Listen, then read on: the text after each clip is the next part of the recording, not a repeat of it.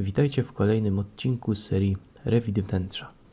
W tym odcinku stworzymy ścianę działową opartą na podkonstrukcji szkieletowej i wykończoną warstwami płyt GK. W pierwszej części zajmiemy się modelowaniem, a w drugiej części tego filmu stworzymy zestawienie wszystkich elementów użytych do stworzenia tej ściany. Zapraszam do oglądania. Pracę rozpoczniemy od wyrysowania dwóch przekrojów, jednego poziomego i jednego pionowego. Teraz wyznaczymy za pomocą płaszczyzn odniesienia położenie ściany działowej, otworu w tym ścianie i uwzględnimy warstwy konstrukcyjne tej ściany. Wybieramy zakładkę Architektura i płaszczyzna odniesienia. Szkicujemy pierwszą płaszczyznę odniesienia w pionie.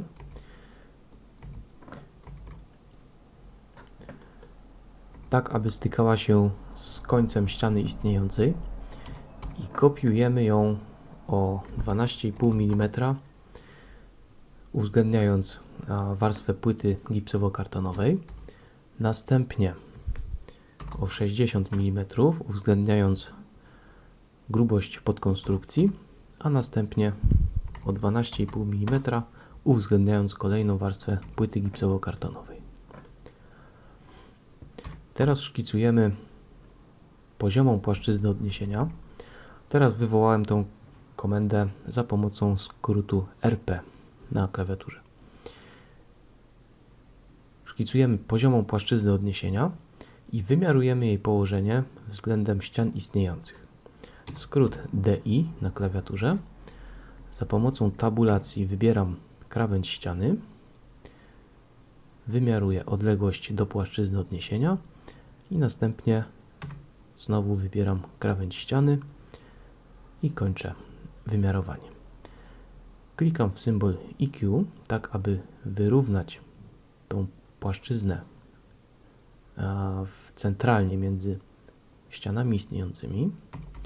Teraz jeszcze zmienię skalę na 1:20, aby rysunek był przystępniejszy i kopiuję o 60 cm poziomą płaszczyznę w górę oraz w dół.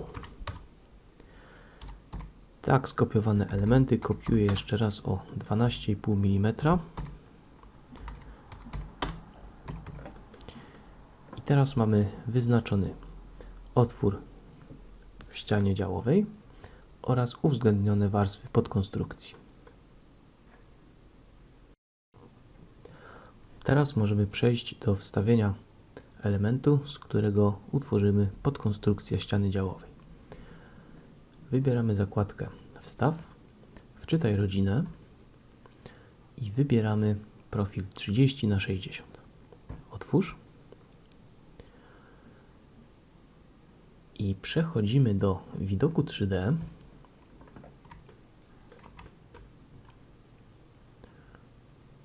Dopasowujemy ten widok tak, aby mieć wgląd na tworzoną geometrię. Tutaj widzimy sufit podwieszany z podkonstrukcją, który tworzyliśmy w poprzednim filmie, do którego obejrzenia Was zapraszam.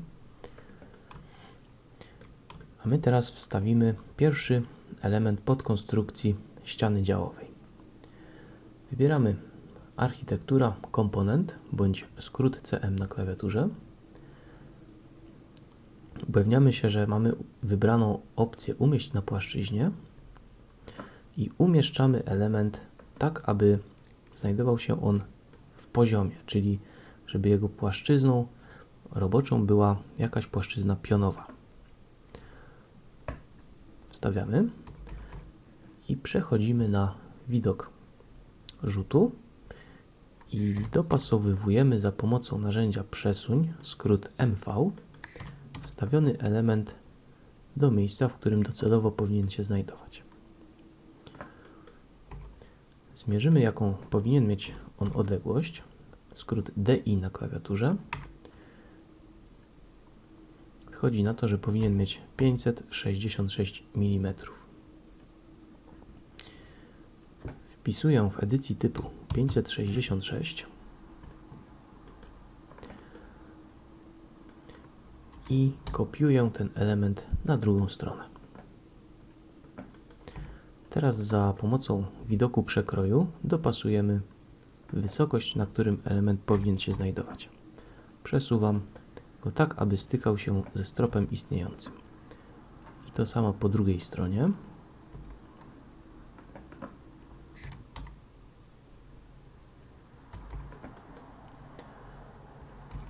I teraz mogę skopiować ten element tak, aby znajdował się na górze przy stropie istniejącym. Tutaj też sobie zmienię skalę na 1:20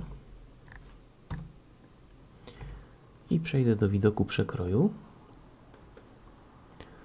Ustawię ten przekrój tak, aby widzieć tworzony element w całości.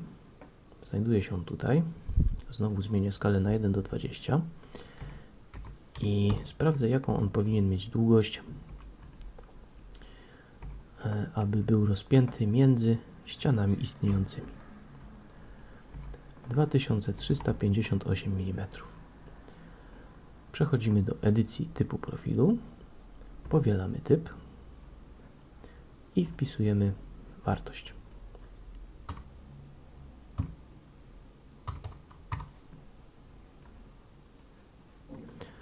Za pomocą narzędzia przesuń ustawiamy element w odpowiednim miejscu. Teraz wracamy na widok rzutu. Wybieramy architektura komponent i umieszczamy profil pionowy. Umieszczamy go między płaszczyznami odniesienia, a następnie za pomocą narzędzia przesuń umieszczamy w odpowiednim miejscu. Teraz w widoku przekroju dopasujemy jego wysokość. On powinien mieć 2740 mm. Edytuj typ powiel. OK. Wpisujemy wartość.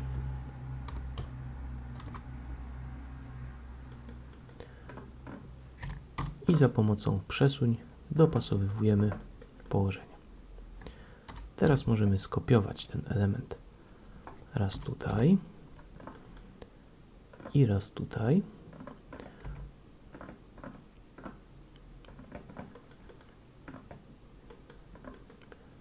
I jeszcze raz tutaj.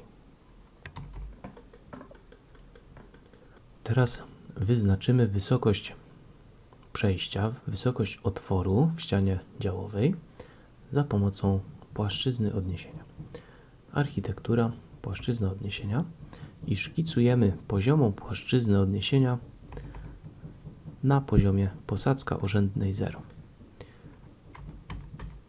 Zaznaczamy płaszczyznę odniesienia i przesuwamy ją o 220 cm do góry, a następnie kopiujemy o 12,5 mm, uwzględniając grubość płyty gipsowo-kartonowej. Teraz kopiujemy poziomy górny element podkonstrukcji, tak aby wyrównać go z utworzoną płaszczyzną odniesienia. Zmieńmy długość tego elementu. Sprawdźmy, jaką powinna mieć wartość długość. 12,25. Klikamy w element, edytuj typ powiel. OK. Długość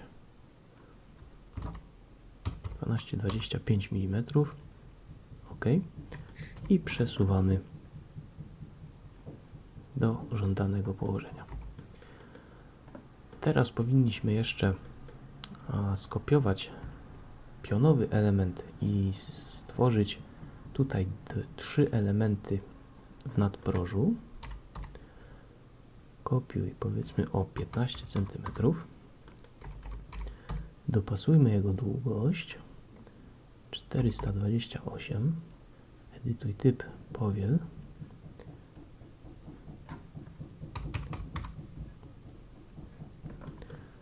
Ustawmy ten element w odpowiednim miejscu i za pomocą lustra odbijemy na drugą stronę. Lustro wskaż oś odbijam i kopiuję na środek.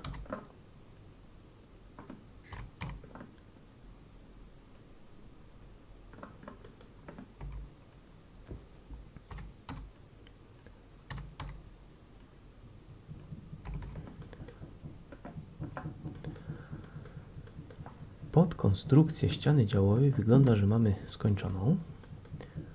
Tutaj podglądniemy to w 3D.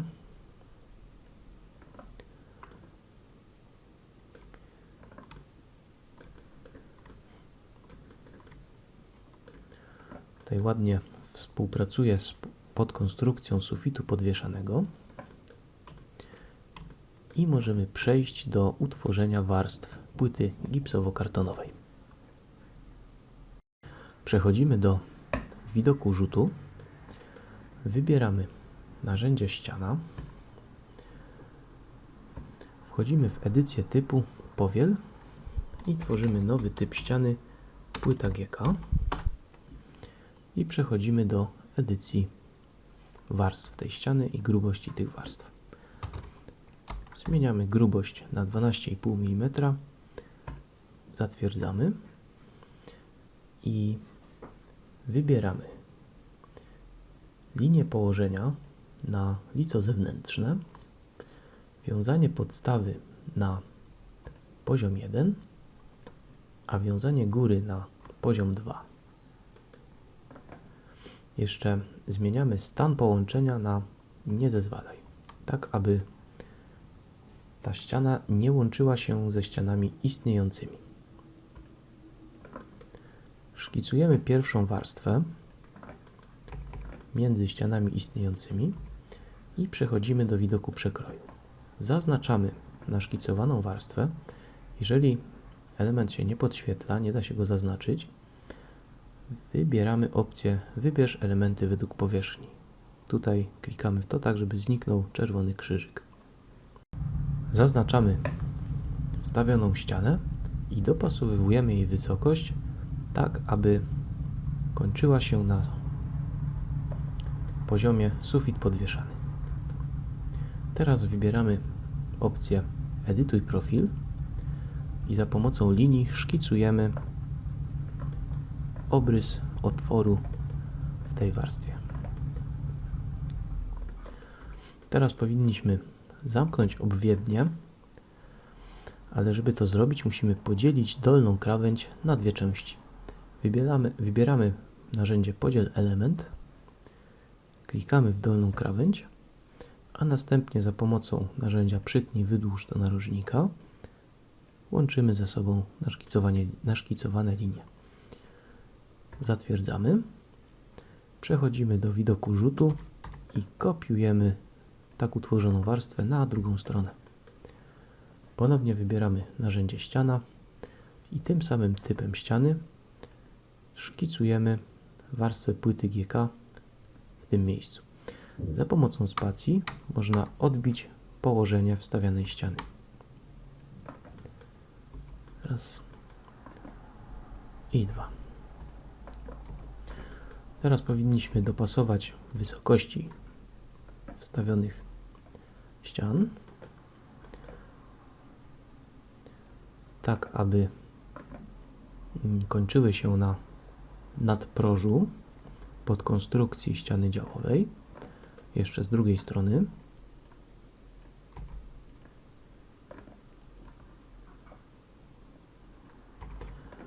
I możemy przejść do narysowania, naszkicowania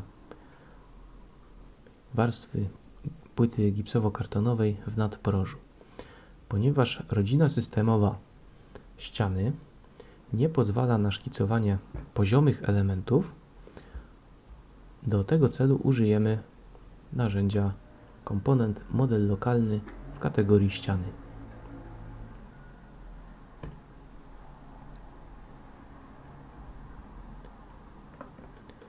Wskazujemy płaszczyznę roboczą.